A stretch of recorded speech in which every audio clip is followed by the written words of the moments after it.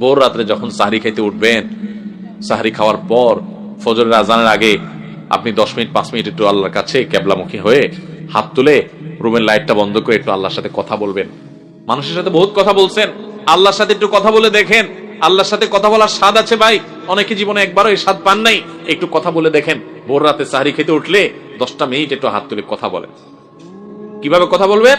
কথা বলবেন এইভাবে, ও আল্লাহ, কত গুনাহ আমি করেছি, কত পাপাচার আমি করেছি, মরতে আমার হবে, তোমার কাছে যাওয়া আমার লাগবে আল্লাহ। শয়তানের প্ররোচনা করেছি, এই রমজান মাস তুমি কত মানুষকে মাফ করে দাও। নবী করিম সাল্লাল্লাহু আলাইহি ওয়াসাল্লাম বলেছেন, ওয়ালিল্লাহি মুতাকাউ মিনান নার ওয়া যালিকা ফি কুল্লি লাইলা।